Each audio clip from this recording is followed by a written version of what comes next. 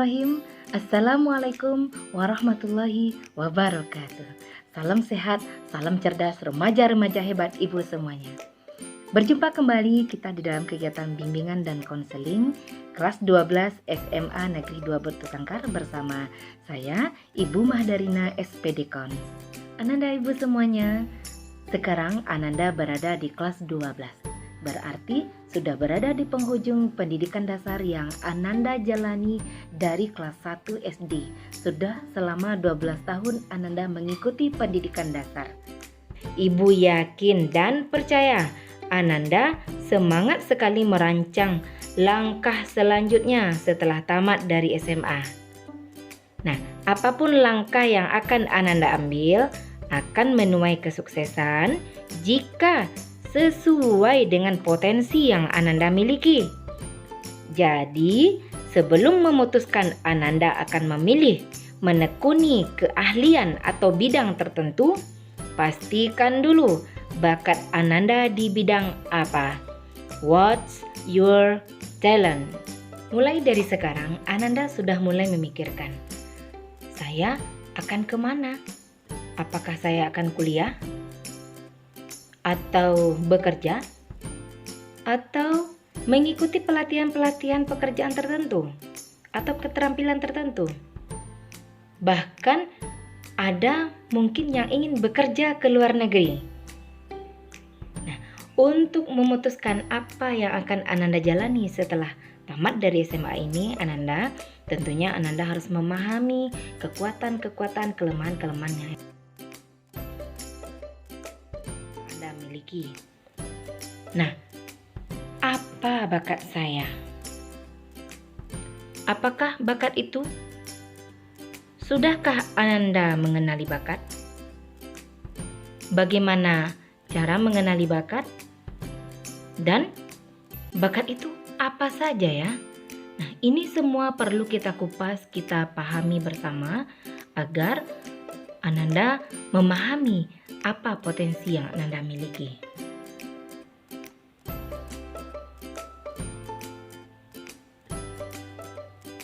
Bakat merupakan suatu kemampuan yang telah dimiliki oleh setiap manusia untuk mempelajari sesuatu dengan sangat cepat dalam waktu yang pendek dibandingkan dengan orang lain dan memiliki hasil yang lebih baik pula.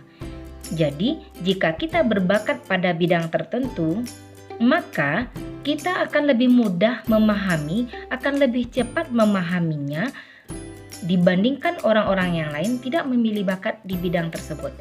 Contoh mata pelajaran matematika.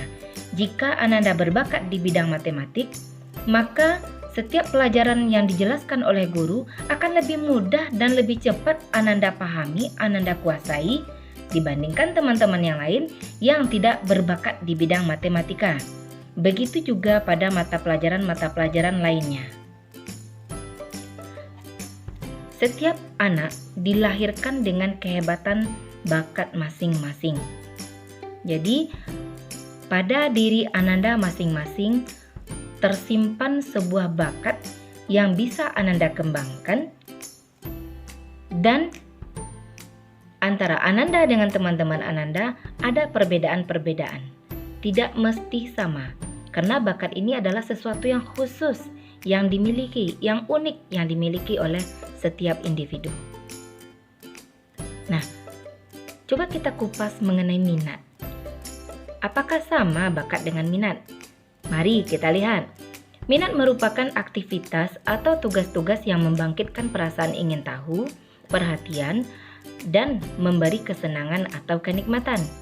Minat dapat menjadi indikator dari kekuatan seseorang di area tertentu di mana ia akan termotivasi untuk mempelajarinya dan menunjukkan kinerja yang tinggi. Jadi kalau kita berminat terhadap sesuatu, maka kita akan lebih konsen, akan lebih menyenangi pekerjaan tertentu. Nah, persamaan bakat dan minat.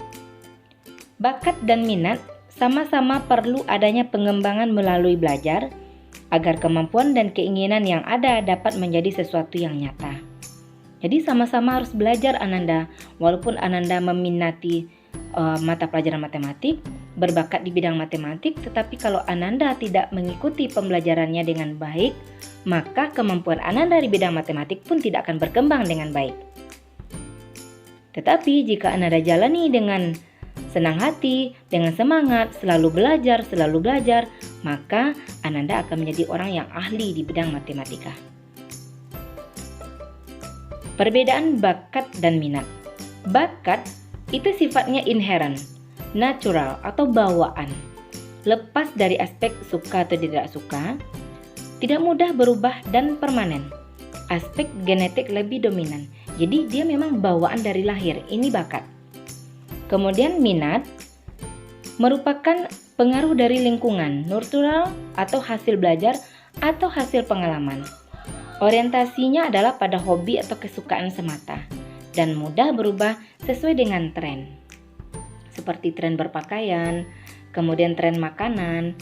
Nah, kita akan menyukai sesuatu apakah jika sesuai dengan tren yang sedang ada pada saat ini. Oke Ananda, sekarang kita masuk kepada jenis-jenis bakat. Yang pertama adalah bakat umum dan yang kedua adalah bakat khusus.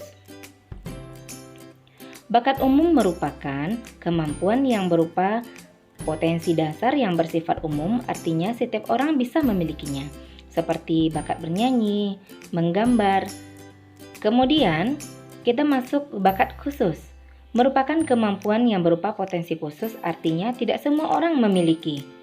Contohnya, kemampuan berbahasa, bermain musik, berhitung, mekanik, olahraga, dan lain-lain. Jadi bakat khusus itu bisa kita kelompokkan menjadi 8. Ada verbal, numerikal, skolastik, abstrak, mekanik, spasial, kecepatan klerikal, dan linguistik. Mari kita bahas satu persatu. Yang pertama adalah bakat verbal, yaitu kemampuan seseorang dalam verbal yang ditunjukkan dengan konsep atau dalam bentuk kata-kata. Apa ya pekerjaan yang sesuai? Yaitu dosen, guru, presenter, pengacara, yang ada hubungannya dengan verbal, dengan ucapan, dengan perkataan. Kemudian yang kedua, bakat numerikal merupakan kemampuan khusus seseorang di bidang bentuk angka atau matematika. Pekerjaan yang sesuai, yang cocok, guru atau dosen matematika, akuntan, bankir, atau auditor keuangan yang ada hubungannya dengan angka-angka. Yang ketiga, bakat skolastik merupakan kemampuan khusus seseorang dalam hal-hal yang berhubungan dengan angka dan kata. Jadi ini adalah gabungan antara verbal dan numerikal tadi. Jenis bakat ini mencakup kemampuan berpikir, penalaran, mengurutkan, menciptakan hipotesis, pandangan hidup yang bersifat rasional, dan lainnya. Pekerjaan yang sesuai, dokter, apoteker, psikolog, konsultan keuangan, itu pekerjaan-pekerjaan yang membutuhkan analisa yang tajam, yang membutuhkan hipotesis yang mendalam, sehingga menyimpulkan sebuah hasil yang tidak menyalahi aturan. Selanjutnya adalah bakat abstrak. Kemampuan khusus seseorang dalam hal membuat pola, rancangan, ukuran, bentuk, atau posisi-posisinya. Pekerjaan yang cocok adalah arsitek, ahli planologi atau konsultan wilayah dan kota, kemudian desainer pakaian. Yang kelima, bakat mekanik. Merupakan kemampuan khusus seseorang dalam bentuk prinsip umum IPA, yaitu fisika, kimia, matematik, dan penggunaan alat-alat, tata kerja mesin yang disebut sebagai kemampuan menggunakan mesin dengan benar dan memelihara peralatan dalam kondisi kerja terbaik. Pekerjaan yang cocok, ini dia, cocok pada bidang teknik. Yang keenam, bakat spasial atau relasi ruang, yaitu kemampuan khusus seseorang dalam hal mengamati atau menceritakan pola 2 dimensi maupun berpikir dalam 3 dimensi. Pekerjaan yang sesuai: fotografer, artis, pilot, arsitek, planologi. Nah, ini pekerjaan-pekerjaan yang membutuhkan kemampuan relasi ruang yang tinggi. Bakat ketelitian klerikal atau bakat kecepatan ketelitian kerja. Kemampuan khusus seseorang dalam hal tulis-menulis, meramu di laboratorium, bakat seseorang dalam memecahkan hal-hal yang berkaitan dengan tugas-tugas ketatausahaan. Seberapa cepat dan teliti seseorang dapat menyelesaikan tugas-tugas tulis-menulis.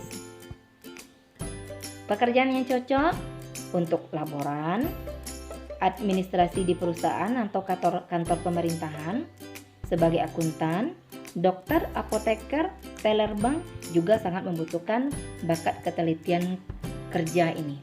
Karena memang pekerjaan-pekerjaan tersebut membutuhkan orang-orang yang teliti di dalam melaksanakan pekerjaannya. Yang kedelapan, bakat linguistik atau bahasa. Merupakan kemampuan khusus seseorang dalam penalaran analisis bahasa. Pekerjaan yang cocok adalah cocok pada bidang penyiaran, jurnalis ya Ananda, kemudian hukum, editing bahasa, pramuniaga, jurnalistik, atau profesi lainnya yang sejenis yang membutuhkan kemampuan di dalam mengolah bahasa.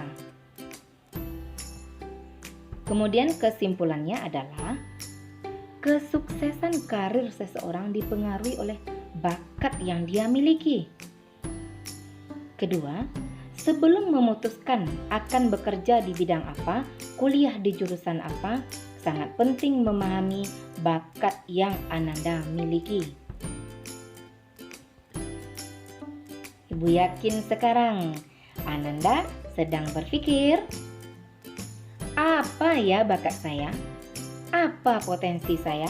Apa keunggulan saya yang akan memungkinkan saya sukses pada bidang tersebut? Nah, cara mengetahui bakat adalah pada pertemuan berikutnya kita akan melaksanakan tes bakat supaya Ananda mengetahui nih bakat Ananda secara umum. Ananda akan berkembang di bidang apa. Jangan sampai tidak hadir pada pertemuan berikutnya. Karena setelah Ananda mengikuti tes bakat nantinya, maka Ananda akan langsung memperoleh hasilnya, akan langsung bisa membaca apa makna dari bakat yang Ananda miliki, kemana arah pekerjaan yang akan bisa Ananda tekuni, apa jurusan-jurusan yang bisa Ananda masuki. Jadi akan langsung mendapatkan gambaran.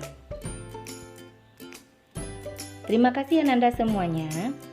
Motivasi hari ini adalah pekerjaan yang bagus itu adalah bakat dan hobi yang dibayar.